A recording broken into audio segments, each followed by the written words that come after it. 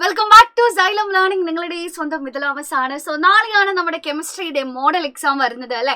അപ്പൊ നിങ്ങൾക്ക് എല്ലാവർക്കും ഏറ്റവും കൂടുതൽ ഡൗട്ട് ഉള്ള ഒരു ടോപ്പിക് ആയിട്ടാണ് മിസ് നിങ്ങളുടെ അടുത്തേക്ക് എത്തിയിട്ടുള്ളത്. യെസ്, നമ്മുടെ ലെ-ഷാറ്റ്ലിയർ പ്രിൻസിപ്പിൾ, ലെ-ഷാറ്റ്ലിയർ തത്വം. അപ്പൊ മക്കളെ, ബേസിക്കലി നമ്മുടെ ലെ-ഷാറ്റ്ലിയർ പ്രിൻസിപ്പിൾ പറഞ്ഞു തരുന്നത് ഇക്വിലിബ്രിയത്തിലിരിക്കുന്ന ഒരു സിസ്റ്റത്തിന്റെ പ്രഷർ, ടെമ്പറേച്ചർ, കോൺസെൻട്രേഷൻ എന്തെങ്കിലും നമ്മൾ ചേഞ്ച് ചെയ്ത് കഴിഞ്ഞാൽ സിസ്റ്റം അതിന്റെ നേരെ ഓപ്പോസിറ്റ് ആയിട്ട് ബിഹേവ് ചെയ്യും. ഓക്കെ ആണോ? സന്തുലനാവസ്ഥയിലിരിക്കുന്ന ഒരു വ്യൂഹത്തിന്റെ മർദ്ദത്തിലോ താപനിലയിലോ ഗാഢതയിലോ നമ്മൾ വ്യത്യാസം വരുത്തിയാൽ വ്യൂഹം അതിന് നേരെ വിപരീതമായിട്ട് പ്രവർത്തിക്കും എന്ന് പറഞ്ഞാൽ അതിന്റെ അർത്ഥം എന്താ? നമ്മളിപ്പോ കോൺസെൻട്രേഷൻ കൂട്ടിയാൽ സിസ്റ്റം കോൺസെൻട്രേഷൻ കുറയ്ക്കാൻ നോക്കും. നമ്മൾ ടെമ്പറേച്ചർ കൂട്ടിയാൽ സിസ്റ്റം ടെമ്പറേച്ചർ കുറയ്ക്കാൻ നോക്കും. നമ്മൾ ടെമ്പറേച്ചർ കുറച്ചാലോ സിസ്റ്റം ടെമ്പറേച്ചർ കൂട്ടാൻ നോക്കും. അപ്പൊ ബേസിക്കലി നിങ്ങൾ മനസ്സിലാക്കേണ്ടത്, നമ്മൾ എന്താണോ ചെയ്യുന്നത് അതിന് നേരെ വിപരീതമായിട്ട് ഓപ്പോസിറ്റ് ആയിട്ടാണ് നമ്മുടെ കയ്യിൽ തന്നിട്ടുള്ള റിയാക്ഷൻ സിസ്റ്റം അല്ലെങ്കിൽ ആ ഒരു വ്യൂഹം പ്രതികരിക്കുന്നത്. അപ്പൊ നമുക്ക് ആ ഓരോന്നിന്റെ ഇൻഫ്ലുവൻസ് എങ്ങനെയാണ് വരുന്നത് എന്ന് നോക്കാം. ആദ്യം തന്നെ നമുക്ക് കോൺസെൻട്രേഷൻ അല്ലെങ്കിൽ ഗാഢതയുടെ നോക്കാം. അപ്പോ നമുക്ക് നമ്മുടെ ഏറ്റവും ഫേവറേറ്റ് ആയിട്ടുള്ള ഏറ്റവും ബേസിക് ആയിട്ടുള്ള ആ ഒരു ഇക്വേഷൻ തന്നെ എടുക്കാം അല്ലെ. N2 plus 3H2 gives, okay, yes, N2 plus 3H2 gives 2NH3. അപ്പോൾ ഒരു കെമിക്കൽ റിയാക്ഷൻ തന്നു കഴിഞ്ഞാൽ അവിടുത്തെ റിയാക്റ്റൻസും പ്രോഡക്റ്റും ആരാണെന്ന് ആദ്യം തന്നെ നിങ്ങൾ കണ്ടെത്തണം. ഓക്കെ, അപ്പൊ ആരൊക്കെയാണ് ഇവിടുത്തെ റിയാക്റ്റൻസ്? ഒരു കെമിക്കൽ റിയാക്ഷനിൽ പങ്കെടുക്കുന്നവർ. അല്ലെങ്കിൽ ഇങ്ങനെ ഓർത്തിരുന്നോ, ലെഫ്റ്റ് സൈഡിലുള്ളത് എപ്പോഴും റിയാക്റ്റൻസ്, റൈറ്റ് സൈഡിലുള്ളത് എപ്പോഴും പ്രോഡക്റ്റ്. ഇടതുഭാഗത്തുള്ളത് അഭികാരകം, വലതുഭാഗത്തുള്ളത് ഉൽപ്പന്നം. അതോർത്തിരിക്കാലോ. ഇനി മക്കളെ, നമ്മൾ ബേസിക്കലി റിയാക്റ്റന്റിന്റെ കോൺസെൻട്രേഷൻ കൂട്ടിയാൽ സിസ്റ്റം എന്താ ചെയ്യുക? നമ്മൾ ചെയ്യുന്നതിന്റെ ഓപ്പോസിറ്റ് ആയിട്ടല്ലേ റിയാക്റ്റന്റിന്റെ കോൺസെൻട്രേഷൻ കുറയ്ക്കാൻ നോക്കും. നമ്മൾ പ്രോഡക്റ്റിന്റെ അളവ് കുറച്ചാൽ സിസ്റ്റം എന്താ ചെയ്യുക? അതിന്റെ നേരെ ഓപ്പോസിറ്റ് ആയിട്ട് ചെയ്യണം. നമ്മൾ പ്രോഡക്റ്റിന്റെ അളവ് കുറച്ചു, സോ സിസ്റ്റം പ്രോഡക്റ്റിന്റെ അളവ് കൂട്ടാനായിട്ട് നോക്കും. അപ്പൊ ഇവിടെ റിയാക്ഷനിൽ നൈട്രജൻ ഹൈഡ്രജനും ചേർന്ന് അമോണിയ ആയിട്ട് മാറുന്നു. അപ്പൊ ഫോർവേഡ് റിയാക്ഷനിൽ എന്താ സംഭവിക്കുക? പുരോപ്രവർത്തനത്തിൽ എന്താ സംഭവിക്കുന്നത്? നൈട്രജനും ഹൈഡ്രജനും അമോണിയ ആയിട്ട് മാറുന്നു. പശ്ചാത് പ്രവർത്തനത്തിൽ നമ്മുടെ ബാക്ക്വേർഡ് റിയാക്ഷനിൽ എന്താ സംഭവിക്കുന്നത്? ഈ അമോണിയ വിഘടിച്ച് ഡീകമ്പോസ് ചെയ്ത് തിരിച്ച് നൈട്രജനും ഹൈഡ്രജനുമായിട്ട് മാറുന്നു.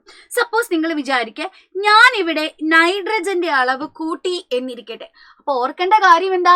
ഞാൻ നൈട്രജന്റെ അളവ് കൂട്ടിയാൽ അതിന് നേരെ ഓപ്പോസിറ്റ് ആയിട്ട് വിപരീതമായിട്ട് നമ്മുടെ സിസ്റ്റം ആക്ട് ചെയ്യും. അതായത് നമ്മൾ നൈട്രജന്റെ അളവ് കൂട്ടിയാൽ സിസ്റ്റം നൈട്രജന്റെ അളവ് കുറയ്ക്കാൻ നോക്കും. അപ്പൊ സിസ്റ്റത്തിന് നൈട്രജനെ എടുത്ത് കോരി പുറത്ത് കളയാൻ പറ്റുമോ? പറ്റില്ല. ആകെയുള്ള വഴി എന്ന് പറയുന്നത് ഈ നൈട്രജനെ ഇവിടെ അമോണിയാക്കി മാറ്റുക. അപ്പൊ നമ്മൾ നൈട്രജന്റെ അളവ് കൂട്ടി സിസ്റ്റത്തിന്റെ നൈട്രജന്റെ അളവ് കുറയ്ക്കണം. എന്താ ചെയ്യാ? നൈട്രജനെ അമോണിയാക്കി മാറ്റും. അപ്പൊ നൈട്രജൻ അമോണിയ ആയിട്ട് മാറാന്ന് പറഞ്ഞാൽ നമുക്കറിയാം അത് നടക്കുന്നത് ഫോർവേഡ് റിയാക്ഷനിലാണ് അല്ലെ. അപ്പൊ ഇവിടെ ഫോർവേഡ് റിയാക്ഷൻ അല്ലെങ്കിൽ പുരോപ്രവർത്തനത്തിന്റെ വേഗത കൂടും. ഫോർവേഡ് റിയാക്ഷൻ കൂടുക, അപ്പൊ നൈട്രജൻ മുഴുവൻ അമോണിയ ആയിട്ട് മാറിക്കൊണ്ടിരിക്കുക. അപ്പൊ നമുക്ക് പറയാം ഇവിടുത്തെ അമോണിയയുടെ അളവ് കൂടി അല്ലെ. നൈട്രജന്റെ അളവ് കുറയുന്നു, അമോണിയായി അഥവാ പ്രോഡക്റ്റിന്റെ അളവ് ഇവിടെ കൂടുന്നു, ഉൽപ്പന്നത്തിന്റെ അളവ് കൂടുന്നു. ഇനി നിങ്ങൾ വിചാരിക്കുക, ഇതേ കാര്യം നമുക്ക് തിരിച്ചു പറയാം. നമ്മൾ നൈട്രജന്റെ അളവ് കുറച്ചാൽ സിസ്റ്റം എന്താ ചെയ്യാ? നമ്മൾ അളവ് കുറച്ചാൽ സിസ്റ്റം അളവ് കൂട്ടാൻ നോക്കും. ശരിയല്ലേ? അപ്പൊ നമ്മൾ നൈട്രജന്റെ അളവ് കുറച്ചാൽ നമ്മുടെ സിസ്റ്റം നൈട്രജന്റെ അളവ് കൂട്ടാൻ നോക്കും. അപ്പൊ ഇവിടെ എങ്ങനെയാണ് നൈട്രജന്റെ അളവ് കൂട്ടാൻ പറ്റുക? ആ സിസ്റ്റത്തിന് അറ്റ്മോസ്ഫിയറിൽ നിന്ന് ഇങ്ങനെ ഇങ്ങനെ അബ്സോർബ് ചെയ്ത് എടുക്കാൻ പറ്റുമോ? പറ്റില്ല. അവിടെ ആ അമോണിയ ഉണ്ട് അല്ലെ. ആ അമോണിയനെ ഡീകമ്പോസ് ചെയ്ത് നൈട്രജൻ ആക്കി മാറ്റാം. കറക്റ്റ് അല്ലേ? അമോണിയെ വിഘടിപ്പിച്ച് വേണമെങ്കിൽ നൈട്രജൻ ആക്കി മാറ്റാം അല്ലെ. അപ്പൊ നമ്മുടെ സിസ്റ്റം എന്ത് ചെയ്യും? അവിടെയുള്ള അമോണിയയുടെ മുഴുവൻ ബ്രേക്ക് ഡൗൺ ചെയ്ത് നൈട്രജൻ ആക്കി മാറ്റി അങ്ങനെ നൈട്രജന്റെ അളവ് കൂട്ടാനായിട്ട് ശ്രമിക്കും. അപ്പൊ അമോണിയ തിരിച്ച് നൈട്രജൻ ആയിട്ട് മാറുന്നത് ഏത് റിയാക്ഷനിലാണ്? വെരി ഗുഡ്, ബാക്ക്വേർഡ് റിയാക്ഷനിലാണ് അല്ലെ. പശ്ചാത് പ്രവർത്തനത്തിലാണ്. അപ്പൊ ബാക്ക്വേർഡ് റിയാക്ഷന്റെ റേറ്റ് കൂടും. അപ്പൊ പ്രോഡക്റ്റിന് എന്താ സംഭവിക്കുക? ഇവിടെ പ്രോഡക്റ്റ് അഥവാ ഉത്പന്നം അമോണിയ ആണ്. അമോണിയ വിഘടിച്ചിട്ടാണ് നൈട്രജൻ ആയിട്ട് മാറുന്നത്. അപ്പൊ അമോണിയയുടെ അളവ് അഥവാ പ്രോഡക്റ്റിന്റെ അളവ് ഇവിടെ കുറയുന്നു. അല്ലെ? അപ്പോ നൈട്രജന്റെ അളവ് ഓട്ടോമാറ്റിക്കലി കൂടും. കണ്ടോ? സെറ്റായോ? ഇനി നിങ്ങളോട് ചോദിക്കും, നമുക്ക് ഫോർവേഡ് റിയാക്ഷന്റെ റേറ്റ് കൂട്ടാൻ ഇവിടെ എന്തെല്ലാം ചെയ്യാം? പുരോപ്രവർത്തനത്തിന്റെ വേഗത കൂട്ടാൻ നമുക്ക് ഇവിടെ എന്തെല്ലാം ചെയ്യാം? അപ്പൊ ഫോർവേഡ് റിയാക്ഷൻ എന്ന് പറഞ്ഞാൽ എന്താ? നൈട്രജനും ഹൈഡ്രജനും ചേർന്ന് അമോണിയ ആയിട്ട് മാറുന്നു, അല്ലെ? അപ്പൊ ബേസിക്കലി ഫോർവേഡ് റിയാക്ഷൻ കൂടണമെങ്കിൽ നമുക്ക് എന്തെല്ലാം കാര്യങ്ങൾ ചെയ്യാം? ഒന്ന് ആലോചിച്ച് നോക്കിക്കേ. നമുക്ക് അമോണിയയുടെ അളവ് കുറയ്ക്കാം, അല്ലെ? അപ്പൊ നമ്മൾ അമോണിയയുടെ അളവ് കുറച്ചാൽ സിസ്റ്റം എന്താ ചെയ്യാ? അമോണിയയുടെ അളവ് കൂട്ടാൻ നോക്കും. അപ്പൊ അവിടെ ഫോർവേഡ് റിയാക്ഷൻ റേറ്റ് കൂടും, പുരോപ്രവർത്തനത്തിന്റെ വേഗത കൂടും. പിന്നെ നമുക്ക് എന്ത് ചെയ്യാം? നമുക്ക് നൈട്രജന്റെ അളവ് കൂട്ടാം, അല്ലെ? നമ്മൾ നൈട്രജന്റെയോ അല്ലെങ്കിൽ ഹൈഡ്രജന്റെയോ അളവ് കൂട്ടാം. അവ അളവ് കൂട്ടുമ്പോൾ നമ്മുടെ സിസ്റ്റം അളവ് കുറയ്ക്കാൻ നോക്കും, നൈട്രജൻ അല്ലെങ്കിൽ ഹൈഡ്രജനെ കുറയ്ക്കാൻ നോക്കും. അപ്പൊ സിസ്റ്റം നൈട്രജനെ ഹൈഡ്രജനെ ഒക്കെ പിടിച്ച് അമോണിയ ആക്കി മാറ്റും. അപ്പൊ വീണ്ടും ഫോർവേഡ് റിയാക്ഷന്റെ റേറ്റ് കൂടും. ഇനി ഇതേപോലെ നമുക്ക് ബാക്ക്വേർഡ് റിയാക്ഷന്റെ റേറ്റ് കൂട്ടാൻ എന്തെല്ലാം ചെയ്യാം? ബാക്ക്വേർഡ് റിയാക്ഷനിൽ എന്താ സംഭവിക്കുന്നത്? നമ്മുടെ അമോണിയ വിഘടിച്ച് നൈട്രജനും ഹൈഡ്രജനുമായിട്ട് മാറുന്നു, അല്ലെ? അപ്പൊ നമുക്ക് എന്ത് ചെയ്യാം? നമ്മുടെ അമോണിയയുടെ അളവ് കൂട്ടാം. അപ്പൊ നമ്മൾ അമോണിയയുടെ അളവ് കൂട്ടിയാൽ സിസ്റ്റം എന്താ ചെയ്യാ? അമോണിയയുടെ അളവ് കുറയ്ക്കാൻ നോക്കും. അപ്പൊ അമോണിയയുടെ അളവ് കുറയ്ക്കണമെങ്കിൽ അമോണിയനെ വിഘടിപ്പിച്ച് തിരിച്ച് നൈട്രജനും ഹൈഡ്രജനും ആക്കി മാറ്റും. അപ്പൊ ബാക്ക്വേർഡ് റിയാക്ഷന്റെ റേറ്റ് കൂടും. പിന്നെ നമുക്ക് എന്താ ചെയ്യാ? നൈട്രജന്റെയോ ഹൈഡ്രജന്റെയോ ഒക്കെ അളവ് കുറയ്ക്കാം, അല്ലെ? അപ്പൊ നൈട്രജന്റെ അളവ് നമ്മൾ കുറച്ച സിസ്റ്റം എന്താ ചെയ്യാ? നൈട്രജന്റെ ഹൈഡ്രജന്റെ ഒക്കെ അളവ് അങ്ങോട്ട് കൂട്ടാൻ നോക്കും. അപ്പോഴും ഇവിടെ ബാക്ക്വേർഡ് റിയാക്ഷന്റെ റേറ്റ് കൂടും. അപ്പൊ ഇതാണ് നമ്മുടെ കോൺസെൻട്രേഷന്റെ ഇൻഫ്ലുവൻസ് എന്ന് പറയുന്നത്. ഓക്കെ ആണോ? സെറ്റ് ആണോ? അപ്പൊ നമുക്കിനി അടുത്തതായിട്ട് പ്രഷർ നോക്കാം. അപ്പൊ മക്കളെ, പ്രഷറിനെ പറ്റി പറയുമ്പോൾ എന്റെ കുഞ്ഞുങ്ങൾ എല്ലാവരും നോക്കേണ്ടത് നമ്പർ ഓഫ് മോളിക്യൂൾസിന്റെ എണ്ണം, തന്മാത്രകളുടെ എണ്ണം. എവിടെയാണോ മോളിക്യൂൾസിന്റെ എണ്ണം കൂടുതൽ അവിടെ ആയിരിക്കും പ്രഷർ കൂടുതൽ. മോളിക്യൂൾസിന്റെ എണ്ണം കുറവാണെങ്കിൽ അവിടെ പ്രഷറും കുറവായിരിക്കും. റെഡി അല്ലേ? യെസ്. അപ്പൊ നമുക്ക് വീണ്ടും നമ്മുടെ ഇക്വേഷൻ എടുക്കാം. N2 + 3H2 gives 2NH3. ഇതാണ് നമ്മുടെ ഇക്വേഷൻ എന്ന് പറയുന്നത്. സോ പ്രഷർ എന്ന് കണ്ടാൽ ആദ്യം തന്നെ നിങ്ങൾ മോളുകളുടെ എണ്ണം, മോൾസിന്റെ എണ്ണം കണ്ടെത്താം. ഇവിടെ 1, 2, 4 മോള് റിയാക്ടന്റ് ഉണ്ട്, 2 മോള് പ്രോഡക്റ്റ് ഉണ്ട്. ശരിയല്ലേ? അപ്പൊ ഫോർവേഡ് റിയാക്ഷനിൽ എന്താ സംഭവിക്കുക? 4 മോൾ റിയാക്ടന്റ് 2 മോൾ പ്രോഡക്റ്റ് ആയിട്ട് മാറുന്നു പുരോപ്രവർത്തനത്തിൽ. പശ്ചാത് പ്രവർത്തനം അല്ലെങ്കിൽ ബാക്ക്വേർഡ് റിയാക്ഷനിൽ എന്താ സംഭവിക്കുക? 2 മോൾ പ്രോഡക്റ്റ് വിഘടിച്ച് തിരിച്ച് 4 മോൾ റിയാക്ടന്റ് ആയിട്ട് മാറുന്നു. ശരിയല്ലേ? അപ്പോ ഫോർവേഡ് റിയാക്ഷനിൽ 4 മോള് 2 മോളായി, അല്ലെ? എന്ന് പറഞ്ഞാൽ അവിടെ നമ്പർ ഓഫ് മോൾസ് കുറഞ്ഞു. ശരിയല്ലേ? നമ്പർ ഓഫ് മോൾസ് എന്നോ മോളിക്യൂൾസ് എന്നോ പറയാം, കുഴപ്പമില്ല. മോളുകളുടെ എണ്ണം അവിടെ കുറഞ്ഞു. അപ്പൊ നമ്പർ ഓഫ് മോൾസ് കുറഞ്ഞാൽ അവിടെ പ്രഷർ കുറയും. ഇനി ബാക്ക്വേർഡ് റിയാക്ഷനിൽ എന്താ സംഭവിക്കുന്നത്? 2 മോള് 4 മോളായി എന്ന് പറഞ്ഞാൽ അവിടെ നമ്പർ ഓഫ് മോൾസ് ഇൻക്രീസ് ചെയ്തു. തന്മാത്രകളുടെ എണ്ണം, മോളുകളുടെ എണ്ണം കൂടി. അപ്പൊ മോളുകളുടെ എണ്ണം കൂടിയാൽ അവിടെ പ്രഷറും ഇൻക്രീസ് ചെയ്യും. ഇതൊരു കെമിക്കൽ റിയാക്ഷൻ തന്നു കഴിഞ്ഞാൽ ആദ്യം തന്നെ നിങ്ങൾ ഐഡന്റിഫൈ ചെയ്യാം കേട്ടോ. ഇപ്പൊ നമുക്കറിയാം ഫോർവേഡ് റിയാക്ഷനിൽ പ്രഷർ കുറയുന്നു, ബാക്ക്വേർഡ് റിയാക്ഷനിൽ പ്രഷർ കൂടുന്നു. ഇനി ഞാൻ എന്ത് ചെയ്യാ? ഞാൻ ഇവിടെ പ്രഷർ കുറച്ചു. അപ്പൊ സിസ്റ്റം എന്തായിരിക്കും ചെയ്യാ? പ്രഷർ കൂട്ടാൻ നോക്കും. പ്രഷർ കൂടണമെങ്കിൽ ഇപ്പൊ നമുക്കറിയാം ഏത് ഡിറക്ഷനിലേക്ക് പോകണം? ഫോർവേഡ് റിയാക്ഷൻ നടത്തിയാൽ പ്രഷർ വീണ്ടും കുറയാ ചെയ്യാ. എന്നാൽ ബാക്ക്വേർഡ് റിയാക്ഷൻ നടത്തിയാൽ പ്രഷർ കൂടും. അപ്പൊ നമ്മൾ പ്രഷർ കുറച്ചാൽ സിസ്റ്റം പ്രഷർ കൂട്ടാൻ നോക്കും. അങ്ങനെ പ്രഷർ കൂടണമെങ്കിൽ ഇവിടെ എന്താ സംഭവിക്കുക? ബാക്ക്വേർഡ് റിയാക്ഷന്റെ റേറ്റ് കൂടണം, അല്ലെ? പശ്ചാത് പ്രവർത്തനത്തിന്റെ വേഗത അവിടെ ഇൻക്രീസ് ചെയ്യും.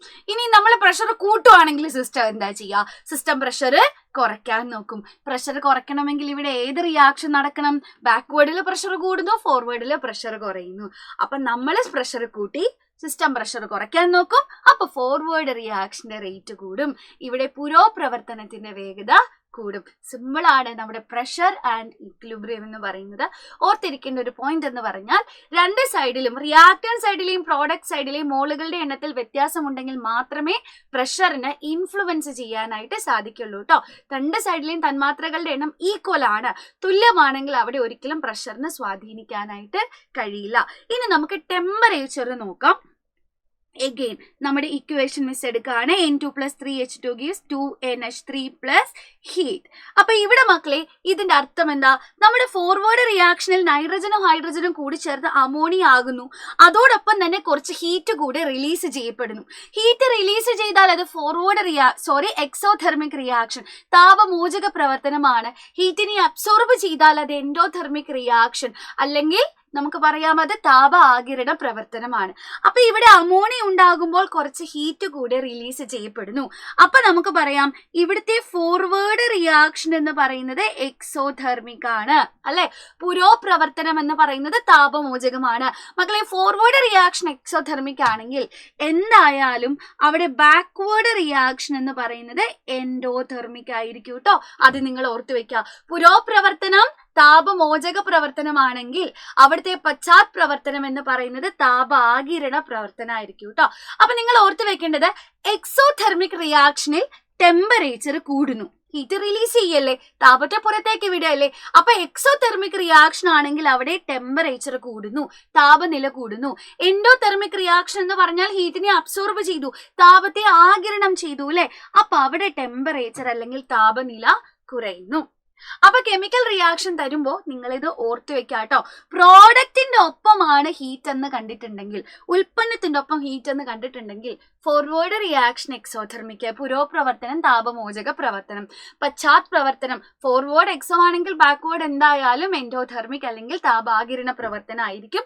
അപ്പൊ എക്സോതെർമിക് റിയാക്ഷനിൽ ടെമ്പറേച്ചർ കൂടുന്നു, എൻഡോതെർമിക് റിയാക്ഷനിൽ ടെമ്പറേച്ചർ കുറയുന്നു. ഇത് ക്ലിയർ ആണ്. അപ്പൊ ഇവിടെ നമുക്കറിയാം ഫോർവേഡ് റിയാക്ഷൻ എക്സോതെർമിക് ആണ്. അതിന്റെ അർത്ഥം ഇവിടെ ഫോർവേഡ് റിയാക്ഷൻ നടക്കുമ്പോൾ ടെമ്പറേച്ചർ കൂടുന്നു. ഇത് നിങ്ങൾ മനസ്സിലാക്കുക. ഇനി ഫോർവേഡ് എക്സോ ആണെങ്കിൽ ബാക്ക്വേർഡ് എൻഡോ ആണ്. സോ ഇവിടെ അമോണിയ തിരിച്ച് നൈട്രജനും ഹൈഡ്രജനുമായിട്ട് മാറുന്നത് എൻഡോതെർമിക് റിയാക്ഷൻ, താപാകിരണ പ്രവർത്തനമാണ്. അപ്പൊ എൻഡോതെർമിക് ആണെങ്കിൽ ടെമ്പറേച്ചർ കുറയുന്നു. കണ്ടോ? സിമ്പിൾ അല്ലേ? ഇനി ക്വസ്റ്റ്യനിലേക്ക് വരാം. ക്വസ്റ്റ്യൻ പറയും ഞാൻ ടെമ്പറേച്ചർ കൂട്ടി. അപ്പോ ടെമ്പറേച്ചർ കൂട്ടിയാൽ ഇവിടെ എന്ത് സംഭവിക്കും? നമ്മൾ ടെമ്പറേച്ചർ കൂട്ടിയ സിസ്റ്റം എന്താ മക്കളെ ചെയ്യാ? എന്റെ കുഞ്ഞുങ്ങൾ പറ, നമ്മുടെ സിസ്റ്റം എന്താ ചെയ്യാ? നമ്മൾ നേരെ ചെയ്യുന്നതിന്റെ വിപരീതമായിട്ട്, ഓപ്പോസിറ്റ് ആയിട്ട് ചെയ്യും, അല്ലെ? നമ്മൾ ടെമ്പറേച്ചർ കൂട്ടിയാൽ സിസ്റ്റം ടെമ്പറേച്ചർ കുറയ്ക്കാൻ നോക്കും. ഇവിടെ ടെമ്പറേച്ചർ കുറയണമെങ്കിൽ ഏത് ഡയറക്ഷനിലേക്ക് പോകണം? ഫോർവേഡ് പോയാ അയ്യോ ചൂട്, ടെമ്പറേച്ചർ കൂടി. ബാക്ക്വേർഡ് പോയാൽ വാവ് തണുപ്പ്, അല്ലെ? ടെമ്പറേച്ചർ കുറഞ്ഞു. അപ്പൊ നമ്മളെ ടെമ്പറേച്ചർ കൂട്ടിയാൽ സിസ്റ്റം ടെമ്പറേച്ചർ കുറയ്ക്കാൻ നോക്കും. ടെമ്പറേച്ചർ കുറയണമെങ്കിൽ ഈ കേസിൽ ബാക്ക്വേർഡ് റിയാക്ഷന്റെ റേറ്റ് കൂടും.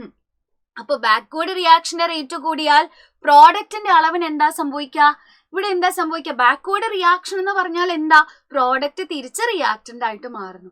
അപ്പൊ ബാക്ക്വേർഡ് റിയാക്ഷന്റെ റേറ്റ് കൂടുമ്പോൾ അവിടെ പ്രോഡക്റ്റിന്റെ അളവ് കുറയും, റിയാക്റ്റൻസിന്റെ അളവ് കൂടും.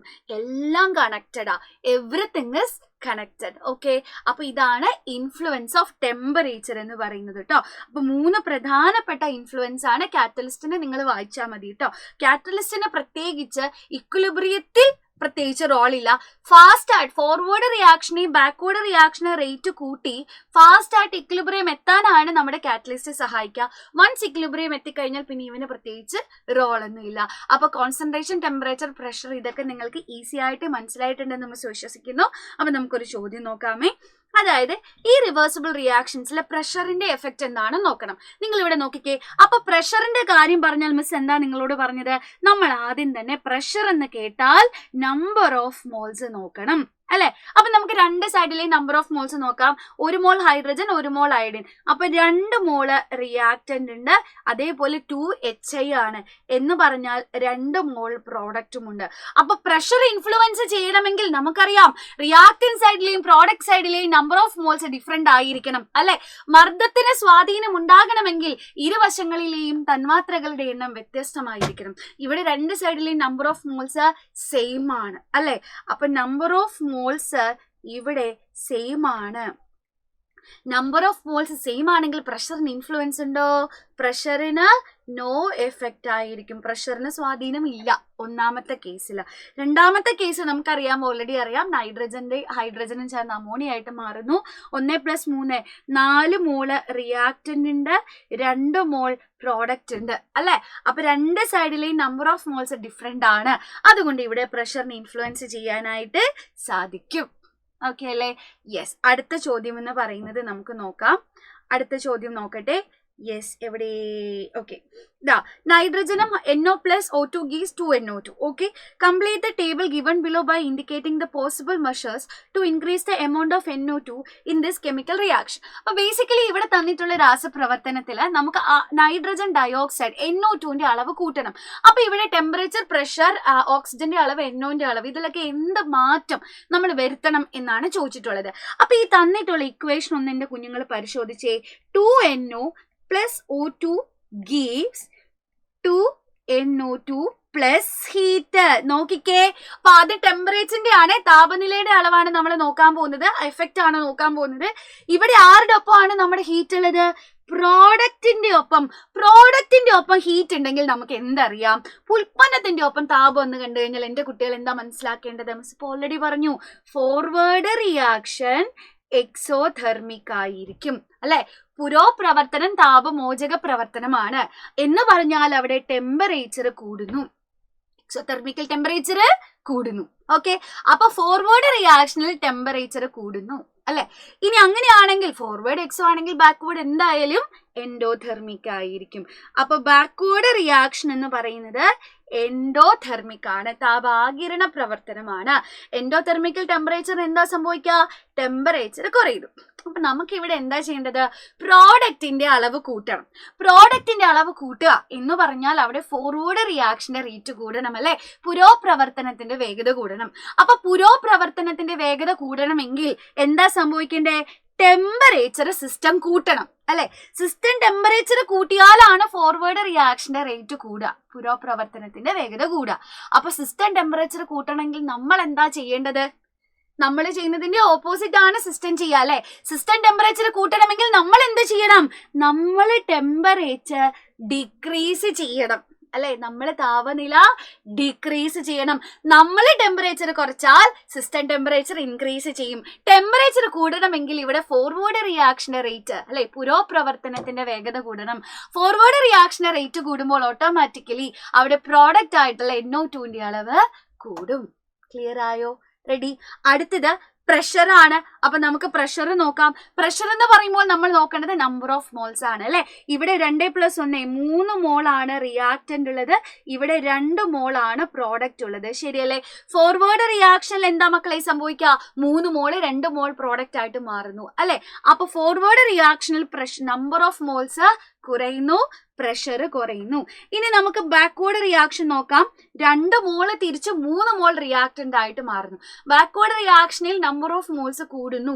നമ്പർ ഓഫ് മോൾസ് കൂടിയാൽ അവിടെ പ്രഷർ കൂടുന്നു. അപ്പൊ നമുക്കറിയാം പുരോപ്രവർത്തനത്തിൽ മർദ്ദം കുറയുന്നു, പശ്ചാത് പ്രവർത്തനത്തിൽ മർദ്ദം കൂടുന്നു. അപ്പൊ നമുക്ക് എന്ത് വേണം മക്കളെ? ഫോർവേഡ് റിയാക്ഷന്റെ റേറ്റ് കൂട്ടണം, പുരോപ്രവർത്തനത്തിന്റെ വേഗത കൂട്ടണം. പുരോപ്രവർത്തനത്തിൽ എന്താ സംഭവിക്കുന്നത്? പ്രഷർ കുറയുന്നു. അപ്പൊ സിസ്റ്റത്തിനെ കൊണ്ട് നമ്മൾ പ്രഷർ കുറപ്പിക്കണം അല്ലേ. സിസ്റ്റത്തിനെ കൊണ്ട് മർദ്ദം കുറപ്പിക്കണം. സിസ്റ്റം പ്രഷർ കുറയ്ക്കണമെങ്കിൽ നമ്മൾ എന്ത് ചെയ്യണം? നമ്മൾ നേരെ ഓപ്പോസിറ്റ് ആയിട്ട് ചെയ്താൽ മതി. നമ്മൾ പ്രഷർ കൂട്ടണം. നമ്മൾ പ്രഷർ കൂട്ടിയാൽ സിസ്റ്റം പ്രഷർ കുറയ്ക്കാൻ നോക്കും. പ്രഷർ കുറയ്ക്കണമെങ്കിൽ ഇവിടെ സിസ്റ്റത്തിന് എന്ത് ചെയ്തേ പറ്റുള്ളൂ? ഫോർവേഡ് റിയാക്ഷന്റെ റേറ്റ്, പുരോപ്രവർത്തനത്തിന്റെ വേഗത കൂട്ടണം അല്ലെ. അപ്പൊ ഓട്ടോമാറ്റിക്കലി അവിടെ NO2ന്റെ അളവ് കൂടുന്നുണ്ടാവും. ഓക്കെ, ഇനി ഓക്സിജന്റെ അളവിൽ എന്താ മാറ്റാ വരുത്തേണ്ടത്? ഓക്സിജൻ എന്ന് പറഞ്ഞാൽ ആരാ ഇവിടെ? ഓക്സിജൻ എന്ന് പറഞ്ഞാൽ ഇവിടുത്തെ റിയാക്ടന്റ് ആണ്, അഭികാരകമാണ് അല്ലെ. അപ്പൊ അഭികാരകം ഉൽപ്പന്നമായിട്ട് മാറണം ടെക്നിക്കലി അല്ലെ. അപ്പൊ നമ്മുടെ റിയാക്ടന്റിന്റെ അളവിന് നമ്മൾ എന്ത് ചെയ്യണം? നമ്മൾ ഇവിടെ ഓക്സിജന്റെ അളവ് കുറച്ച സിസ്റ്റം എന്താ ചെയ്യുക? ഓക്സിജന്റെ അളവ് കൂട്ടാൻ നോക്കും. അപ്പൊ NO2നെ പിടിച്ച് തിരിച്ച് ഓക്സിജൻ ആക്കി മാറ്റും, NO2ന്റെ അളവ് കുറയും. അതാണോ നമുക്ക് വേണ്ടത്? അല്ല, നമുക്കിവിടെ NO2ന്റെ അളവ് കൂട്ടണം. അപ്പൊ നമ്മൾ NO2ന്റെ അളവ് കൂട്ടണമെങ്കിൽ സിസ്റ്റം എന്താ മക്കളെ ചെയ്യേണ്ടത്? ഇവിടെ എന്തായിരിക്കും ചെയ്യേണ്ടത്? നമ്മൾ ഇവിടെ ഓക്സിജന്റെ അളവ് കൂട്ടണം അല്ലെ. നമ്മൾ ഇവിടെ ഓക്സിജന്റെ അളവ് കൂട്ടിയാൽ സിസ്റ്റം എന്താ ചെയ്യാ? ഓക്സിജന്റെ അളവ് കുറയ്ക്കാൻ നോക്കും. അങ്ങനെ ഓക്സിജനെ പിടിച്ച് NO2 ആക്കി മാറ്റും. അങ്ങനെ NO2ന്റെ അളവ് കൂടും. ഇനി NO എന്ന് പറയുന്നത് റിയാക്ടന്റ് ആണ്. റിയാക്ടന്റിന്റെ അളവ് കൂടിയാൽ നമുക്കറിയാം സിസ്റ്റം റിയാക്ടന്റിന്റെ അളവ് കുറയ്ക്കാൻ നോക്കും. അങ്ങനെ പ്രോഡക്റ്റിന്റെ അളവ് കൂടും.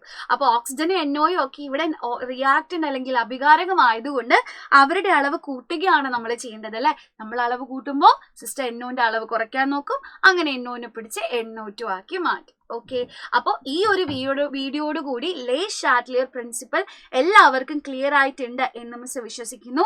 സോ നിങ്ങളുടെ ഫ്രണ്ട്സിന് ഈ ടോപ്പിക്ക് ഡൗട്ട് ഉണ്ട് എന്ന് നിങ്ങൾക്ക് തോന്നുന്ന നിങ്ങളുടെ എല്ലാ ഫ്രണ്ട്സിനും ഈ വീഡിയോ അയച്ചു കൊടുത്തിട്ട് നിർബന്ധമായിട്ട് എൻ്റെ കുഞ്ഞുങ്ങൾ കാണാനായിട്ട് പറയാം കേട്ടോ. ഇമ്പോർട്ടൻ്റ് ആണ്. നമുക്ക് എന്തായാലും ഒരു നല്ല രീതിയിൽ തന്നെ ഒരു മാർക്ക്, ഈ ഒരു ചോദ്യം 4 മാർക്ക് 3 മാർക്ക് എന്തായാലും നമുക്ക് പ്രതീക്ഷിക്കാം കേട്ടോ. അപ്പോൾ ഈ ഒരു വീഡിയോ കൊണ്ട് എല്ലാ ഡൗട്ട്സും നിങ്ങൾ ക്ലിയർ ചെയ്യുക. എന്നിട്ട് വൈകിട്ടത്തെ നമ്മുടെ മെഗാ മാരത്തോണിൽ വരെ ബാക്കി ക്വസ്റ്റ്യൻസ് ഒക്കെ നമുക്ക് അവിടെ ചെയ്യാം. സോ എൻ്റെ കുഞ്ഞുങ്ങൾക്ക് എല്ലാവർക്കും ഓൾ ദ ബെസ്റ്റ് കേട്ടോ.